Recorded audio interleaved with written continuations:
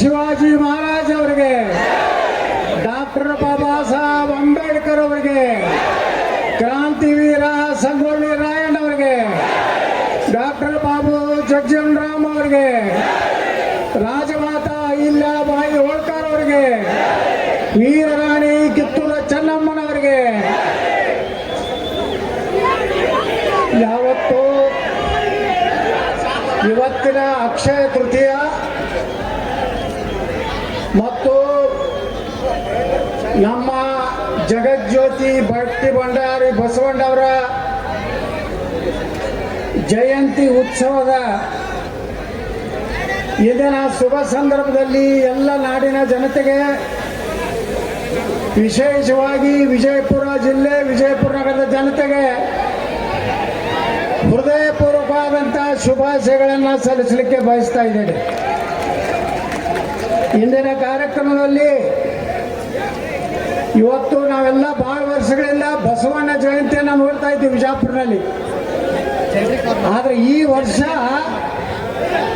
ನಮ್ಮ ನಂದು ಗಡಿಗೆ ಅವರು ಎಲ್ಲ ಜವಾಬ್ದಾರಿ ತಗೊಂಡು ಇವತ್ತು ಜಗಜ್ಯೋತಿ ಬಸವೇಶ್ವರರ ಜನ್ಮ ದಿನಾಚರಣೆ ಅಂದರೆ ಹೆಂಗೆ ನಮ್ಮ ಶಿವಾಜಿ ಮಹಾರಾಜರು ಅಂಬೇಡ್ಕರ್ ಅವ್ರ ಜಯಂತಿಯ ರೀತಿಯಲ್ಲಿ ಇವತ್ತು ಆಚರಣೆ ಮಾಡಲಿಕ್ಕೆ ಕಾರ್ಯಕರ್ತರಿದ್ದಾರೆ. ಅವೆಲ್ಲರಿಗೂ ನಿಮ್ಮೆಲ್ಲರ ಪರವಾಗಿ ಹೃದಯಪೂರ್ವಕವಾದಂಥ ಕೃತಜ್ಞತೆಗಳನ್ನು ಸಲ್ಲಿಸ್ತೇನೆ. ಇಂದಿನ ಕಾರ್ಯಕ್ರಮದಲ್ಲಿ ವಿಶೇಷ ಆಹ್ವಾನಿತರಾಗಿ ಬಂದಂಥ ಖ್ಯಾತ ಚಲನಚಿತ್ರ ನಟರಾದಂಥ ಶ್ರೀ ವಶಿಷ್ಠ ಎನ್ ಸಿಂಹ ಅವರಿಗೂ, ಅದೇ ರೀತಿ ನಮ್ಮ ಸಿನಿಮಾ ತಾರೆಯರಾದಂಥ ತನುಷಾ ಉಪ್ಪಂತ್ ಅವರಿಗೆ ಹಾಗೂ ಗಿಲ್ಲಿ ನಟ ಅವರಿಗೆ, KGF ಗಣೇಶ್ ಅವರಿಗೆ ವಿಜಯಪುರ ನಿಮ್ಮೆಲ್ಲರ ಪರವಾಗಿ ನಾವು ಹೃದಯಪೂರ್ವಕವಾದಂಥ ಸ್ವಾಗತವನ್ನು ಬಯಸ್ತಾ ಇದ್ದೇನೆ. ವೇದಿಕೆ ಮೇಲೆ ಉಪಸ್ಥಿತರಿರುವಂಥ ಎಲ್ಲ ಮುಖಂಡರೇ, ಹಿರಿಯರೇ, ಅಣ್ಣ ತಮ್ಮಂದ್ರೆ, ಇವತ್ತಿನ ಈ ಸಭೆಯಲ್ಲಿ ಸೇರಿದಂಥ ಸಮಸ್ತ ಸನಾತನ ಹಿಂದೂ ಧರ್ಮವನ್ನು ಪ್ರೇಮ ಮಾಡುವಂಥ ಎಲ್ಲ ನನ್ನ ಯುವಕರೇ, ತಾಯಂದ್ರೆ, ಅಣ್ಣ ತಮ್ಮಂದ್ರೆ, ಪತ್ರಕರ್ತರೇ, ಇವತ್ತು ಇಲ್ಲ ಭಾಷಣ ಮಾಡಕ್ಕೆ ಬಿಡ್ರಿ, BRP ಹಿಂದಾಗಡೆ ಮಾಡೋದು.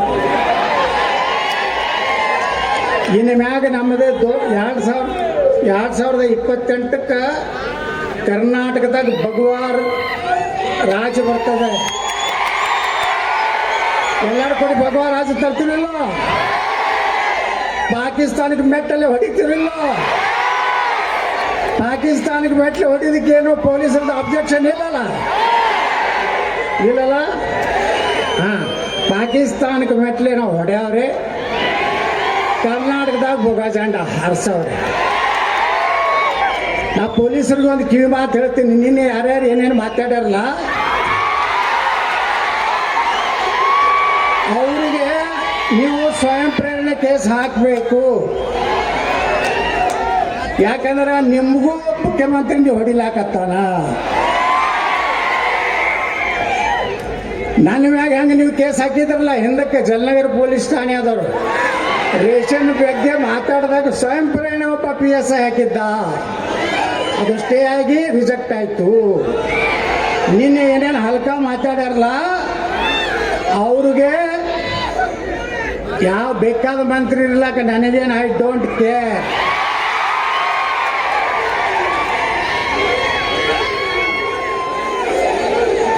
ನೋಡಿ, ನಾವು ಬರೇ ನಮಗೇನಾರ ಮೈ ಬಿಟ್ಲಕ್ ಬಂದ್ರೆ ನಾವು ಸುಮ್ಕೊಂಡ್ರು ಮಕ್ಕಳಲ್ಲ.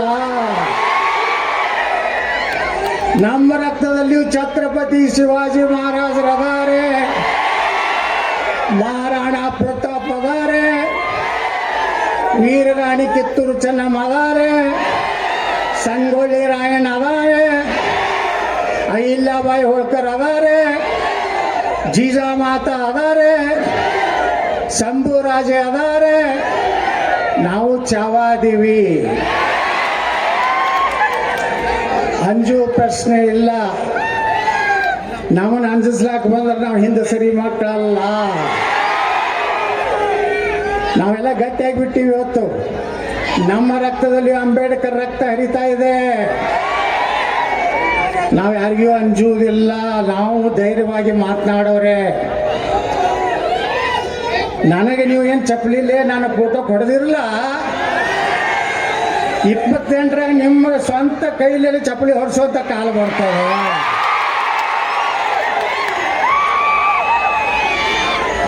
ಒಬ್ಬರೇ ಮಗ ಪಾಕಿಸ್ತಾನ ಮುರ್ದಾಬಾದ್ ಅಂದೇನಲ್ಲಿ, ಒಬ್ಬರೇ ಮಗ ಭಾರತ್ ಮಾತಾ ಕಿ ಜೈ ಅಂದನು. ಇವತ್ತು ನಾವೆಲ್ಲ ಏನನ್ಬೇಕು? ಪಾಕಿಸ್ತಾನ್ ಪಾಕಿಸ್ತಾನ್ ಪಾಕಿಸ್ತಾನ್.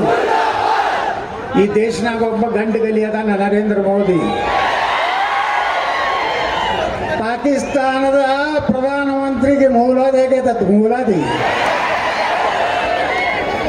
ಮಗ ಪಾಕಿಸ್ತಾನ ಸೇನಾ ದಂಡ ನಾಯಕ ಎಲ್ಲಿ ಹೋಗ್ಯಾನೋ ನಾಪತ್ತೆಗಾರ. ಈಗ ಅಂಥವ್ರಿಗೆ ಅಂಜು ಮಕ್ಕಳು ನಾವದೀವ. ನಾವು ಅಂಜುವುದಿಲ್ಲ. ಎಲ್ಲರೂ ನಾನು ಅಂಜಿಸ್ಲಕ್ಕೆ ಬರಬೇಡ್ರಿ. ಏನು ನೀವು ಆ್ಯಕ್ಷನ್ ತಗೋರಿ. ನಿಮ್ಮ ಸರ್ಕಾರ ಐತಿ, ನಾವೆಲ್ಲದಕ್ಕೂ ತಯಾರಾಗೀವಿ. ಇವತ್ತು ವಿಜಯಪುರದ ಮೆರವಣಿಗೆ ನೋಡಿದ್ರೆ ಏನು ಸಂದೇಶ ಕೊಡ್ಬೇಕಂತ ನಮ್ಮ ಜನ ಕೊಡ್ತಾ ಇದ್ದಾರೆ. ನೀವು 1 ಲಕ್ಷ ಜನ ಕೂಡಿಸ್ತಿರತ್ತಿರಲ್ಲ, ನಾವು 10 ಲಕ್ಷ ಜನ ಬಿಜಾಪುರ ಕೊಡ್ರಿ. ಭಗ ಜಂಡ ತೊಗೊಂಡು ಅಡ್ಯಾಡ್ತೀವಿ. ಯಾರು ಏನು ಮಾಡಂಗಿದ್ದೀರಿ ನೋಡ್ತೀವಿ ನಾವು. ಇನ್ನು ಮ್ಯಾಗ ಯಾವುದ್ರೆ ಮಗ ಪಾಕಿಸ್ತಾನ ಜಿಂದಾಬಾದ್ ಅಂದ್ರೆ ನೀವೆಲ್ಲರ ತಯಾರಾಗಿ ಬರೋಬ್ಬರಿ ಮಾಡೋದು. ಅವ್ರ ಕಾಟ ತೆಗಿತೀರಲ್ಲ. ಈ ದೇಶದ ಅನ್ನ ತಿಂತೀರಂದ್ರ ಈ ದೇಶಕ್ಕೇ ಋಣ ಇರಬೇಕು, ಪಾಕಿಸ್ತಾನಕ್ಕಲ್ಲ. ಇಲ್ಲಕಂದ್ರೆ ಪಾಕಿಸ್ತಾನಕ್ಕೆ ಹೋಗ್ರಿ. ಈ ದೇಶದ ನನ್ನ ನೀರ ಗಾಳಿ ನಮಗೆಲ್ಲ ತಿಂದು ಇವತ್ತು ಪಾಕಿಸ್ತಾನ ಪರವಾಗಿ ಮಾತಾಡೋರ ವಿರುದ್ಧ ನಮ್ಮ ಹೋರಾಟದ ಕೇಸ್ ಹಾಕ್ತಿದ್ರೆ ಹಾಕ್ರಿ. ನಾವು ಪಾಕಿಸ್ತಾನ ವಿರುದ್ಧ ಮಾತಾಡ್ತಿ ಕೇಸ್ ಹಾಕ್ತೀರಾ? ಹಾಕ್ರಿ. I am ready. ಈ ರೀತಿ ನಮ್ಮನ್ನೆಲ್ಲ ಅಂಜಿಸಿ ಕರ್ನಾಟಕದಾಗ ಇವತ್ತು ಇಡೀ ಕರ್ನಾಟಕ ಅಡ್ಡಾಡಕತ್ತೇನೆ ನಾನು. ಬೀದರ್ನಲ್ಲಿ ಅಡ್ಡಾಡಿದೆ, ಕಲಬುರಗಿ ಹೋಗಿದ್ದೆ, ಮೊನ್ನೆ ಬೆಳಗಾವಿ ಜಿಲ್ಲೆ ಹೋಗಿದ್ದೆ, ನಿನ್ನೆ ಬಾಗಲಕೋಟೆ ಜಿಲ್ಲೆ ಹೋಗಿದ್ದೆ. ಎಲ್ಲಿ ಹೋದ್ರೂ ಸಣ್ಣ ಹಳ್ಳಿ ಐತಂದ್ರೆ 1000ರಿಂದ 1200 ಸೇರ್ದಾಕತ್ತಾರ ಮಂದಿ. ಇಲ್ಲಿ ಒಂದು ತಿಂಗಳಿಂದ ಒಬ್ಬರು ಮಾಡಿದ್ರು 25,000 ಮಂದಿ ಇದ್ರು ಅಂತ ಹೇಳಿದ್ರು. ಸ್ಟೇಜ್ ಮುಂದೆ ಮಂದಿನೇ ಇರಲಿಲ್ಲ. ನೋಡಿರಲಿಲ್ಲ ಹೆಂಗಾಗ್ಯಾವ ಕಾರ್ಯಕ್ರಮಗಳು. ಅದಕ್ಕೆ ಬಂಧುಗಳೇ, ಬಿಜಾಪುರದವ್ರು ಯಾರು ಅಂಜಬೇಡ್ರಿ. ನಾ ಇರುತ್ತನ ಏನು ಅಂಜತಕ್ಕದಲ್ಲ. ಎಲ್ಲ ನೀವು ಏನೇ ಸುಳ್ಳು ನಿಮಗೆ ಕೇಸ್ ಹಾಕಿದ್ರೆ ಜಾಮೀನು ಮಾಡ್ಕೊಂಡು ಹೊರಗೆ ತರುವಂಥ ತಾಕತ್ತಿ ಯತ್ನಾಳ್ ಬಸವರಾಜ್. ನಾವು ದೇಶಕ್ಕಾಗಿ ಮಾತಾಡ್ತಾ ಇದ್ದೀವಿ, ಸನಾತನ ಹಿಂದೂ ಧರ್ಮಕ್ಕಾಗಿ ಮಾತಾಡ್ತಾ ಇದ್ದೀವಿ. ನಾವು ಈ ದೇಶದ ಅನ್ನ ತಿಂದು ಬೇರೆ ದೇಶದ ತಾಯಿಗಂಟ್ರ ಅಲ್ಲ. ಅದಕ್ಕೆ ನಾವು ಮಹಾತ್ಮ ಬಸವೇಶ್ವರರು ನಮ್ಮವ್ರೆ, ಬಾಬಾ ಸಾಹೇಬ್ ಅಂಬೇಡ್ಕರು ನಮ್ಮವ್ರೆ, ಛತ್ರಪತಿ ಶಿವಾಜಿ ಮಹಾರಾಜರು ನಮ್ಮವ್ರೆ, ನೇತಾಜಿ ಸುಭಾಷ್ ಚಂದ್ರ ಬೋಸ್ರು ನಮ್ಮವ್ರೆ, ಸರ್ದಾರ್ ವಲ್ಲಭಭಾಯಿ ಪಟೇಲ್ರು ನಮ್ಮವ್ರೆ, ಭಾರತದ ಪ್ರಧಾನಮಂತ್ರಿ ನರೇಂದ್ರ ಮೋದಿಯವರು ನಮ್ಮವ್ರೆ. ಮುಂದೊಬ್ಬರು ಬರೋರು ಅದರ ಯಾರು?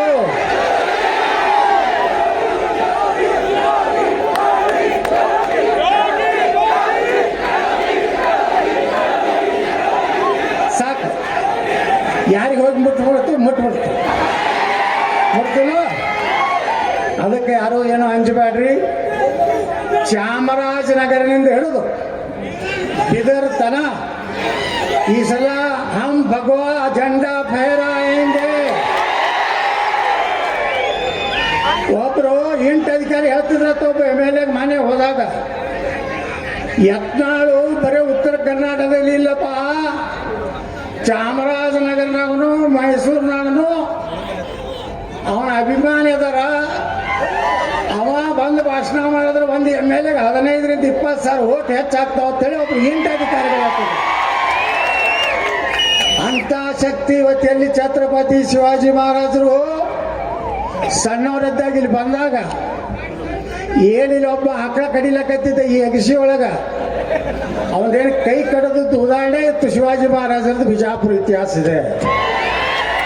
ಆ ಬಿಜಾಪುರ ಭೂಮಿಯಿಂದ ನಿಮ್ಮೆಲ್ಲರ ಆಶೀರ್ವಾದದಿಂದ ಯಾರ್ದೋ ನಾ ಚಮಚಾಗಿರಿ ಮಾಡಿ ಬಾಸಿಸಮ್ ಮಾಡಿ ನಾನು MLA ಆಗಿಲ್ಲ. ನಾನು ಪ್ಯೂರ್ ಹಿಂದೂಗಳ ಓಟ್ ಮ್ಯಾಗ MLA ಆಗೀನಿ. ನನಗೆ ಯಾರ್ದು ನಾನು ಪ್ಯೂರ್ ಭಗವಾ ಜಂಡಾ ಮ್ಯಾಗ ಓಟ್ ಆಗೀನಿ.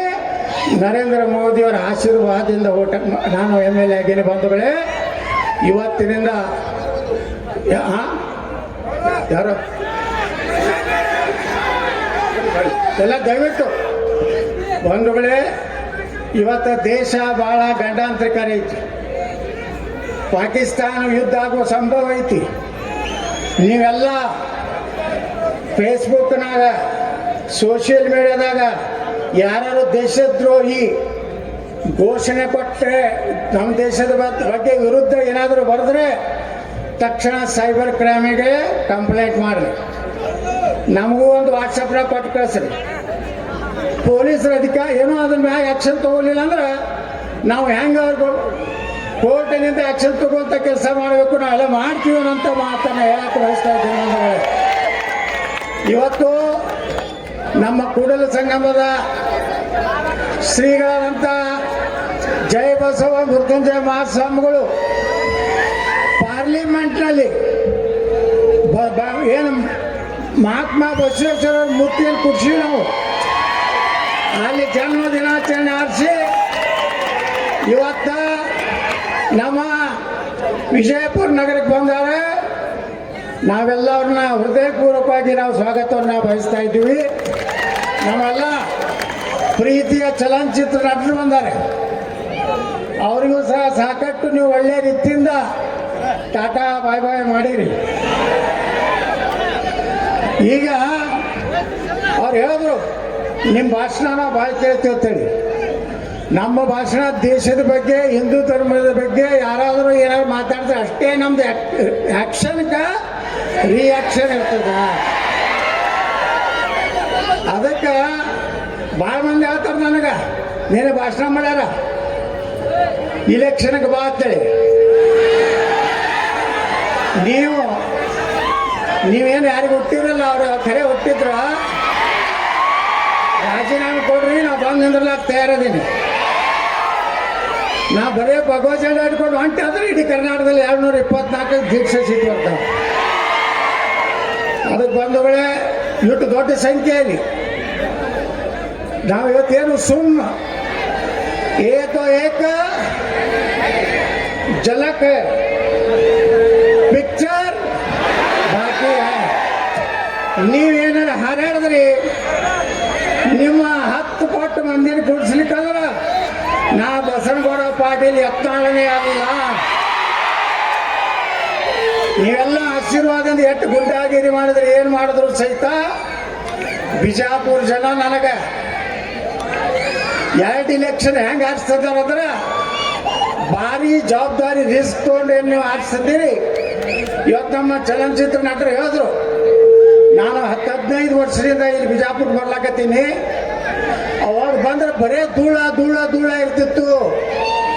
ಇವತ್ತು ಬಂದ್ರೆ ಇಡೀ ಬಿಜಾಪುರದ ಚಿತ್ರ ಬದಲಾವಣೆ ಆಗಿದೆ. ಆಗೈತಲ್ಲ, ಬಿಜಾಪುರ ಕೇಸರಿಮಯ ಆಗೈತಲ್ಲ. ಈ ಲೈಟ್ ಗಮ್ಮಕ್ಕಲ್ಲಿ ಯಾವನ್ಗಾರ ಮಕ್ಕ ತಾಕತ್ತಾಗಿತ್ತು ಕೇಸರಿ ಬಣ್ಣ ಹಚ್ಚೋದು. ನಾ ಬಂದ ಮಗನೇ ಈ ಕೇಸರಿ ಮಾಡಿ ಬಿಜಾಪುರ ಯಾವ ಬೇಕಾದ ನನ್ನ ಮಗ ತಿಂಡಿದ್ದವ ನಾನು ಹುಡುದು ಬಂದ ನಿಂದ್ರಲ್ಲಿ ಆರಿಸ್ಕೊಡೋದು ಯಾರು? ಬೋಲೋ ಭಾರತ್ ಮಾತಾ ಕಿ ಜೈ ಶ್ರೀರಾಮ್, ಜೈ ಶ್ರೀರಾಮ್.